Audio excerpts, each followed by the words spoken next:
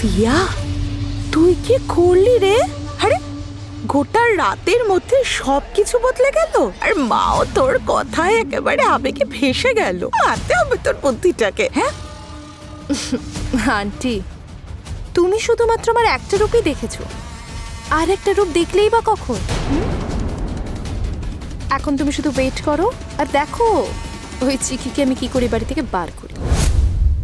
ভুল।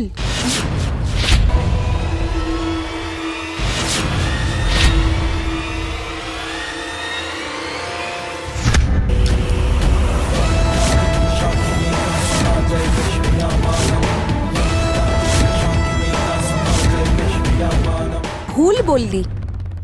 মনে হচ্ছে যে শিক্ষাটা তুই পেলি তাতে তুই শান্তি পাসনি।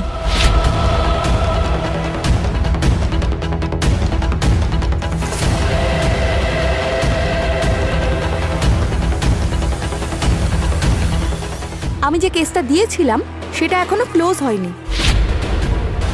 দরকার পড়লে আমার তোকে জেলে পাঠাতে বেশি সময় লাগবে না। আর কাকিমা, হ্যাঁ আমি আসছি। সিয়া, মনে হচ্ছে আমাকে রতন ডাকছে। আমি আসছি। হ্যাঁ আমি দেখেছি আপনাকে।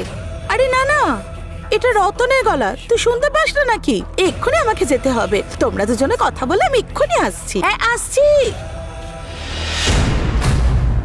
দেখ রুহি, আমি তোকে ভালো কথা বলছি। তুই আজ পর্যন্ত আমার সাথে যা কিছু করেছিস সেগুলো যদি আবার রিপিট হয় তাহলে আমি তোর ওপর অ্যাকশন নেওয়ার জন্যে দুবার ভাববো না। আর তুই যে আমাকে জেলে পাঠিয়ে অসম্মান করেছিস তার হিসেবটা আমি কি করে বরাবর করবো? হ্যাঁ, তুই যেমন কাজ করবি তেমন শাস্তি পাবি। এটা আমার দোষটা কোথায়? শুধু ঠাকুমার জন্যে তুই আবার ফিরে এসেছিস, না হলে এতক্ষণে জেলে পৌঁছতিস। একটা কথা মনে রাখ, তুই এখানে কেবলমাত্র ঠাকুমার জন্য এসেছিস। তুই আমার আর রামের মাঝখানে আসার কথা কখনোই ভাবিস না।